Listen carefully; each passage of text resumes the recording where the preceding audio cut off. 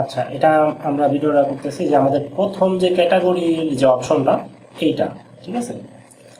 প্রথম যে ক্যাটাগরির অপশনটা এটা আমাদের মানে আমাদের প্রথম যে অপশনটা এটা হলো ক্যাটাগরি। এই অপশনটা দেখেন ক্যাটাগরি আসলে কিভাবে অ্যাড করে বা এডিট করে বা ডিলিট করে। আচ্ছা, এখন দেখাই ক্যাটাগরি অ্যাড করে, ঠিক আছে। এই দেখেন এখানে ক্যাটাগরি শেষের একটা আছে, আমরা এখান থেকে একটা অ্যাড করি। এখানে আপনার ক্যাটাগরির নাম যদি দেই টেস্ট, হ্যাঁ, আর show this category home page, মানে এই টেস্ট ক্যাটাগরিটা হোম পেজে কি শো করবে না, ঠিক আছে। আমি যদি দিই ইয়েস তাহলে হোম পেজে শো করবো, আর যদি নো তাহলে হোম পেজে শো করবো না। আচ্ছা, আমি ইয়েসই দিলাম।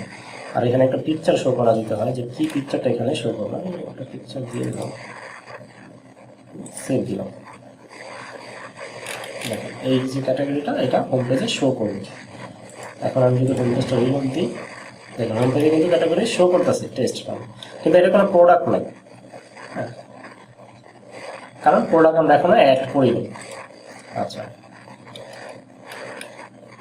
এবার চলে আসি যে এটা আপনার অ্যাড তো করলাম, এবার আমরা ইডিট করি। ইডিট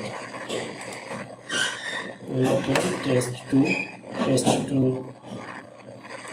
দিয়ে যদি সেভ করি,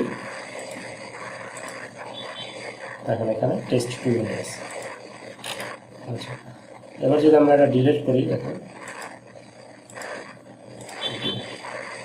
এটা হোম পেজ থেকে চলে যাবে, চলে গেছে।